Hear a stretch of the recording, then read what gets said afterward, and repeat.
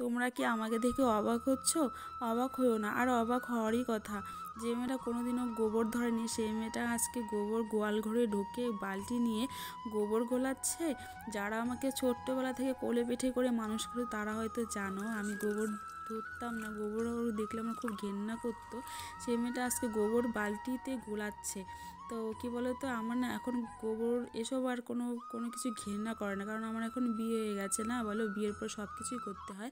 আমাদের বাড়িতে কোচবিহারে ঘর কাঁচা বরাবরই দেখে আসছি, মা ছোটোবেলা থেকে ঘর ল্যাপে মাটি গোবর দিয়ে, কিন্তু কোনোদিনও বলিনি যে মা আমাকে দাও আমি আজকে ঘরটা লেপে দিই, কোনোদিনও বলিনি। কেন জানো তো, গোবর গোবর ধরবো না, গোবর তো আমার ঘেন্না করে, গোবর আমি ধরবই না।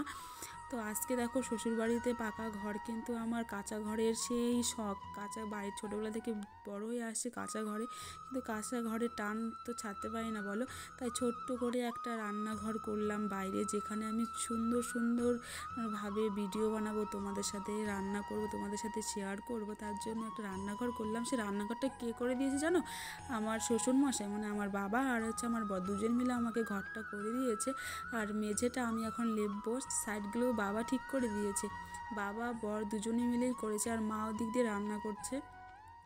তো আজকে দেখো ঘর লেপছি, কি বলবো, হয়তো তোমরা বলবে যে না লেপলে ঘর কি করে লেপছি আমি এখন, কিন্তু সব কাজই শিখে আসছে বাপের বাড়ি থেকে, বাবা মা আমাকে সব কিছুই শিখিয়েছে। আর একজন বাবা মা যতটা ভালোবাসে, যতটা আদর স্নেহ দিয়ে বড় করে, তারপরে হয়তো আর কেউ করতে পারে না। তো সেটাই হচ্ছে বড় কথা, বাবা মা আমাকে আদর ভালোবাসা দিয়ে সব কাজই শিখিয়েছে। এরকম না গোবর ঘেন্না করি বলে কোনো কাজ পারি না, সব কাজই পারি। তো বন্ধুরা, ভিডিওটা ভালো লাগলে লাইক কমেন্ট শেয়ার আর সাবস্ক্রাইব করো।